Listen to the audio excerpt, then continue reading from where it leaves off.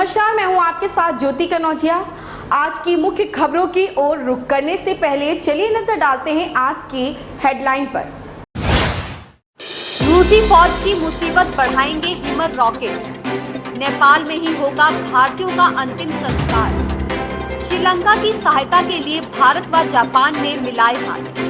कांग्रेस नेता ने शुरू किया हस्ताक्षर अभियान। श्रीलंका से भारत पहुंचे 3 शरणार्थी। बड़ी प्री मानसून गतिविधियां।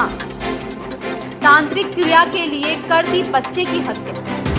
रामजस कॉलेज में छात्रों के 2 गुटों में झड़प। मशहूर गायक केके का निधन। आजम से मिलने पहुंचे अखिलेश।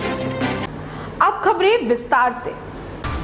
पिछले 3 माह से यूक्रेन में जंग लड़ रही रूसी फौज की मुसीबत बढ़ सकती है। अमेरिका ने यूक्रेन को अत्याधुनिक हिमर रॉकेट मुहैया कराने का फैसला किया है। ये रॉकेट लंबी दूरी के अचूक निशाने साधने में सक्षम है।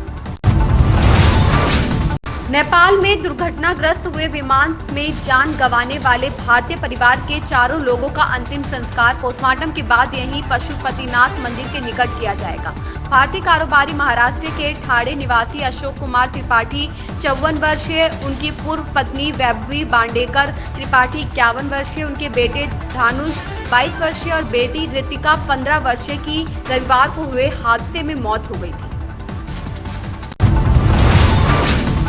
आर्थिक संकट में फंसे श्रीलंका की मदद के लिए भारत के प्रधानमंत्री नरेंद्र मोदी और जापान के प्रधानमंत्री फ्यूमियो किशिदा ने हाथ मिला लिए हैं। रिपोर्ट के मुताबिक 24 मई को दोनों नेताओं की चतुर्भुज सुरक्षा वार्ता से अलग हुई बैठक के दौरान इस पर सहमति बनी। जापानी विदेश मंत्रालय ने बताया, दोनों के बीच श्रीलंका के सुरक्षा हालात पर चर्चा के बाद मानवीय मदद पहुंचाने का फैसला लिया गया। देश में ऐतिहासिक इमारतों, मंदिर, मस्जिद को लेकर छिड़ी बहस के बीच हैदराबाद की 4 मीनार को लेकर भी विवाद खड़ा हो गया है। तेलंगाना कांग्रेस नेता राशिद खान ने 4 मीनार में नमाज पढ़ने की अनुमति दिए जाने को लेकर हस्ताक्षर अभियान शुरू किया है। उन्होंने कहा, यह इमारत भारतीय पुरातत्व सर्वेक्षण विभाग की ओर से संरक्षित है। 4 मीनार में पहले नमाज पढ़ी जाती थी, हालांकि करीब 2 दशक पहले लोगों को यहां नमाज पढ़ने से रोक दिया गया। श्रीलंका इन दिनों आर्थिक संकट का सामना कर रहा है। सत्ता परिवर्तन होने के बाद भी यह महंगाई चरम पर है। ऐसे में कई श्रीलंकाई नागरिक शरणार्थी के तौर पर भारत पहुंच रहे हैं। इस बीच सामने आया है कि श्रीलंका के 3 और नागरिक नाव में सवार होकर भारत पहुंचे।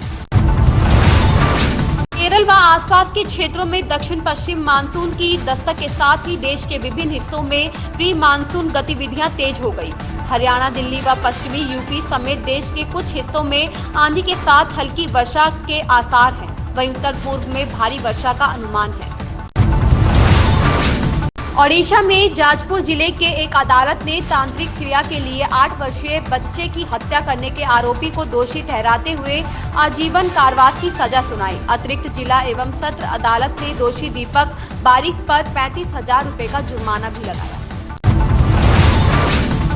दिल्ली विश्वविद्यालय के रामजस कॉलेज में छात्रों के 2 समूहों में मारपीट का मामला सामने आया है। झगड़े में कुछ छात्रों को चोटें आई हैं। दोनों पक्षों ने इसकी शिकायत पुलिस से की है। पुलिस छानबीन में जुट गई है।